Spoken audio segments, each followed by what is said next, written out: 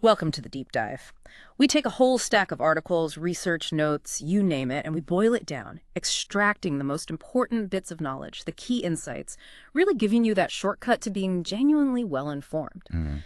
Today, we're doing something, well, a little different. We're focusing on just one day, July 12, 2025. We're going to try and build a complete picture, go beyond just the headlines for that single moment in time. Yeah.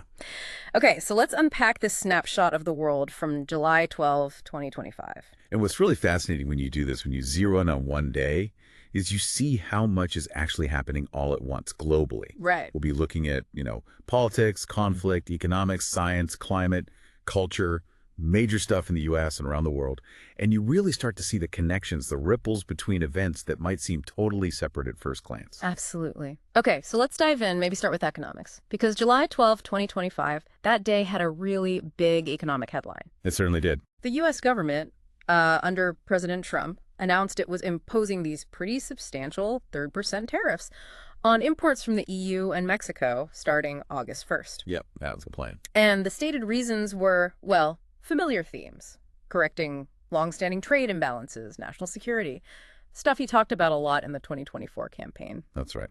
And the key players, obviously President Trump, his Commerce Secretary, but then you had the reactions from the EU Commission President, Ursula von der Leyen, and Mexico's President, Claudia Sheinbaum. So what were their immediate reactions? Not happy, I assume. Oh, definitely not. Trump framed it as, a response to Mexico not doing enough on drug trafficking and unfair trade practices from the EU. So Brussels immediately shot back, warning about proportionate retaliation. Okay. Trade war talk. Exactly. And Mexico expressed its, quote, strong disappointment. So tensions immediately ratcheted up. So these tariffs impacting, what, $2 trillion in annual trade between the U.S. and EU alone? That's huge. Massive. We're talking major sectors like autos, pharmaceuticals getting hit hard. So what does that actually mean for, regular people, for consumers? Well, the most immediate thing is likely higher prices. You could suddenly find everyday goods, imported cars, medicines costing significantly more. Right. Fewer choices, too, maybe? Potentially, yeah. And think bigger picture. If the EU retaliates as promised, you risk a much broader trade war. That could really destabilize markets, fracture alliances that have been in place for decades. It's a big gamble. And while the U.S. was putting up barriers, Germany was dealing with its own economic struggles, wasn't it? Yeah, that was another significant piece that day. Germany, usually Europe's economic engine, right? Right. Well, it was looking at a third straight year of stagnation, which is pretty unprecedented for them. Wow, third year. Why was that happening? It seemed to be a combination of things. These ongoing global trade disputes were hurting them, weakening demand for their exports, and internally, corporate insolvencies were at a decade high. It really signaled a potential sort of systemic weakness. But it wasn't all bad news on the trade front globally, was it? There was a counter-trend happening, too. That's right, yeah. Amidst all this talk of protectionism, you had Mercosur, that's the big South American trade bloc, and EFTA, the European Free Trade Association, Switzerland, Norway. They actually signed a free trade agreement, created this new economic zone covering nearly 300 million people. So even as some walls were going up, others were coming down, shows that push towards regional integration was still alive. Exactly. A really interesting contrast on the same day. Okay, so while nations were grappling with trade wars and economic slowdowns, Mother Nature was making headlines too, in a really tragic way. Yeah, definitely. July 12th was also a stark reminder of the environmental crises we were facing. Let's start in the U.S. Central Texas, early July, those horrific flash floods. Just devastating. Over 120 people lost their lives, including horribly many at a youth summer camp. And that brought FEMA, the Federal Emergency Management Agency, under a lot of fire, didn't it? Intense scrutiny. There was a PBS investigation that came out revealing that FEMA had apparently overlooked critical flood risk data in their planning. Just awful.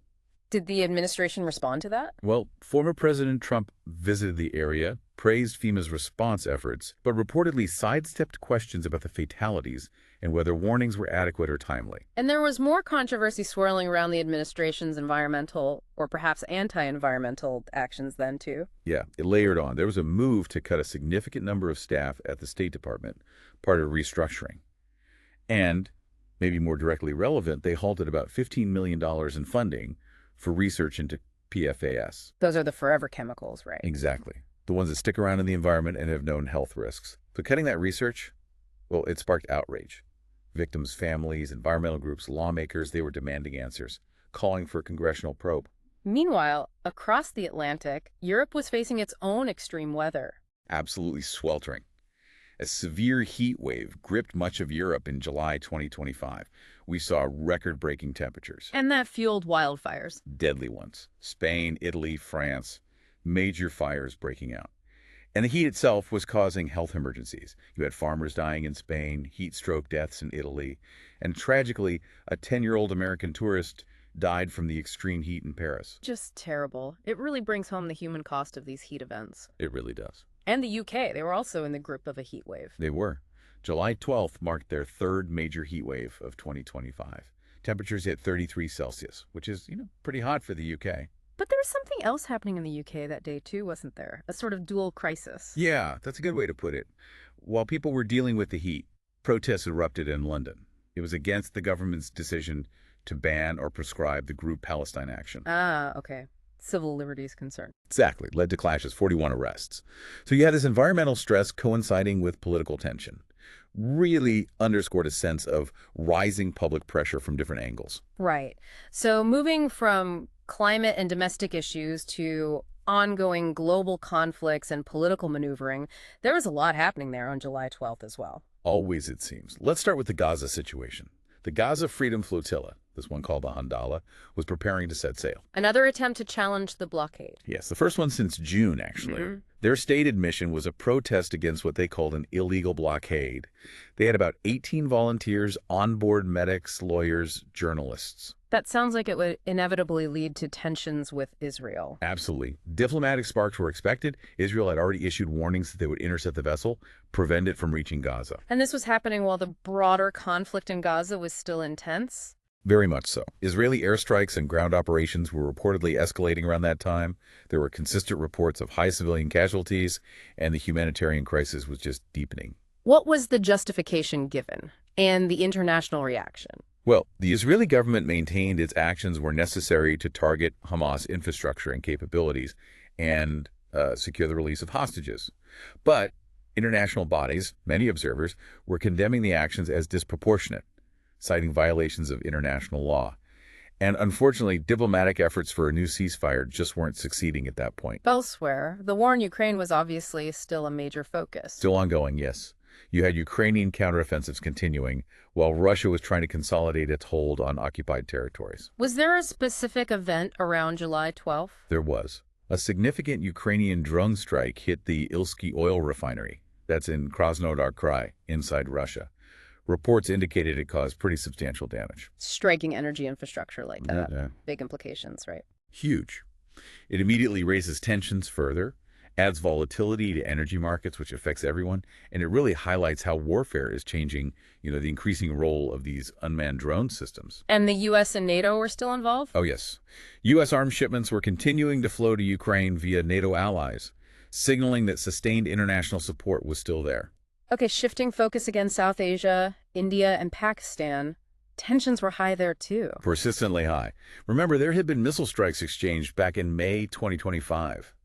And as of July 12th, cross-border skirmishes were still happening. And that affects more than just the military, I imagine. Definitely. Both countries were pouring money into their defense budgets, really ramping them up, and trade between them was severely disrupted. Were international organizations trying to mediate? They were involved, yes. The UN, the Shanghai Cooperation Organization, they were briefed, trying to find ways to de-escalate. But it's tough, right? With such deep-seated historical tensions, finding that path to calm things down, it's a major challenge. What is the path forward there? That's the big question. And another conflict zone making news that day was Somalia. Yes, the Somali civil war saw a significant development. Al-Shabaab militants, the al-Qaeda-linked group, they managed to recapture the town of Mokokori. That sounds like a setback for the government. It was a major setback for the government forces and the stability efforts. It underscored just how fragile the situation was, and tragically, it also led to thousands more people being displaced from their homes. And amidst all this conflict, there was a major diplomatic summit happening. That's right. The 17th annual BRICS summit was underway in Rio de Janeiro. Brazil, Russia, India, China, South Africa, and the newer members. Any notable points from that? Well, A couple of notable absences, actually. China's President Xi Jinping wasn't there in person, and Russian President Vladimir Putin participated virtually. Because of the ICC warrant? Precisely. The International Criminal Court warrant related to the situation in Ukraine meant he couldn't travel freely. Despite that, the summit went ahead, focusing on inclusive global governance, and they wrapped up with a historic joint declaration outlining, I think, 126 different measures they committed to.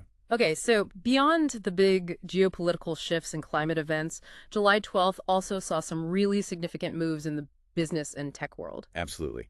Major corporate shakeups and tech deals were definitely part of the day's news. Let's start with a big consumer name, Kraft Heinz. Right. They announced plans to actually dissolve their 2015 merger. Remember that huge deal backed by Warren Buffett and 3G Capital? Oh, yeah, that was massive news back then. Why the split now? The official line was to unlock value. Basically, the merger hadn't delivered the performance they'd hoped for over the years. The idea was that separating Kraft and Heinz would let each brand focus on its core strengths again. How did investors react? Pretty positively, actually. Seemed like the market agreed that a split might be better for shareholder value. Then there was Ford Motor Company, making headlines for recalls. Record recalls, yeah. They hit 88 safety recalls in just the first 6 months of 2025. That's a lot. More than most automakers have in a full year. 88? Wow. What kind of issues? It covered a range of things. Airbags, power steering problems, fuel system issues, just a whole slew of different recalls. Does something like that signal a deeper problem, or is it just being extra cautious? How did the market see it? That was the debate, really. Ford's share price took a little dip, but some analysts argued that being proactive with recalls, even so many, could actually help preserve consumer trust in the long run. But the critics? The critics argued it pointed to potentially deeper quality control issues within their manufacturing. It definitely raised questions. Okay, shifting to tech. Google made a huge investment, didn't they? A massive one. A $2.4 billion deal with an AI coding startup called Windsurf. Windsurf? Never heard of them. What was the deal exactly? It gave Google exclusive licensing rights to Windsurf's AI technology. And they didn't just get the tech, they brought the CEO and the core team over to Google as well. So why such a big bet on this particular AI startup? What's the goal? It's all about boosting Google's own AI-driven development tools. The competition in generative AI was fierce, and this tech from Windsurf was seen as a way to really enhance Google's offerings, potentially making it easier and faster for developers to create software, find bugs, streamline the whole process. Interesting. Okay, another big acquisition. Flutter Entertainment and FanDuel. Yeah, Flutter, the parent company, fully acquired FanDuel. The deal was valued at around $31 billion. $31 billion. That's basically Flutter doubling down on the U.S. sports betting market. Exactly. Consolidating their stake in what was and still is a rapidly booming market. Good for Flutter, I guess, but what about for users, for bettors? Well, the market liked it. Flutter's stock went up. But yeah, there were immediate concerns raised by critics. They argued that this kind of deeper consolidation could ultimately reduce competition, meaning potentially fewer choices for users, maybe less competitive odds or pricing down the line. It's that classic consolidation concern. And finally, on the corporate front, a major cybersecurity issue. Yes, Qantas, the Australian airline. They confirmed a significant data breach. How bad was it? Affected about 5.7 million customers. The compromised data included names, email addresses, and frequent flyer numbers. Thankfully, not financial details, it seems, but still serious. 5.7 million. That's a huge number. It's more than just an IT problem, isn't it? Oh, absolutely. It's a stark reminder, really, of just how vulnerable our data is in these increasingly digitized global industries, especially for airlines, travel companies, anyone holding vast amounts of customer information. They become prime targets. Makes you think about the trade-offs we make for convenience. It really does. Okay, let's pivot now to society, culture, and justice. Because July 12th wasn't just about economics and conflict. There were some really powerful human moments and significant developments on the justice front, too. Definitely. It's important to remember those aspects as well. And one moment really captured global attention. Princess Catherine, the Princess of Wales, returning to the public eye. Yes, her appearance at Wimbledon. It was incredibly emotional, wasn't it, after her cancer diagnosis and treatment? She received a huge standing ovation. Reports said even commentators were tearful. It clearly resonated deeply. Beyond just royalty, it felt like a very human moment. It generated a lot of empathy. And public health advocates pointed out it could be really inspiring for others going through similar battles with illness. a very public facing of adversity. And sticking with Wimbledon, there was a stunning sporting achievement that day, too. Oh, absolutely. On the court, Poland's Iga Swiatek won the women's final in, well, just a dominant fashion. Dominance, putting it mildly. A double bagel, right? 6-0. 6-0. 6-0. Exactly. 6-0, 6-0. In just 57 minutes. You almost never see that scoreline in a Grand Slam final. It was astonishing. Just incredible power and precision. Total control from start to finish. Huge credit to Amanda Anisimova for reaching the final. That was a breakthrough for her, but Swiatek was just on another level that day. Okay, shifting to political developments in Asia. Thailand saw some instability. It did. The Prime Minister, Paetongtarn Shinawatra, was suspended by the Constitutional Court. Suspended? Why? It was pending an investigation into allegations surrounding leaked phone calls, potential misconduct. What was the immediate effect of that suspension? It really threw Thailand's politics into turmoil again. Analysts were immediately predicting more protests, likely government gridlock, and probably a hit to the economy because of the uncertainty, deepened that sense of political instability. And elsewhere in Asia, South Korea got a new leader. A new prime minister, yes. Kim Min-sik was inaugurated. This came amidst some ongoing political realignments there. His focus, he pledged, would be on economic revitalization and improving social welfare, trying to bring some stability. Now let's talk about accountability and justice. Argentina was continuing its long effort, wasn't it? Yes, and it's such a powerful, persistent story. Argentina's continued pursuit of justice for the crimes committed during the military dictatorship back in 1976 to 1983. They've convicted a lot of people over the years, haven't they? Over 1,200 individuals convicted as of that time.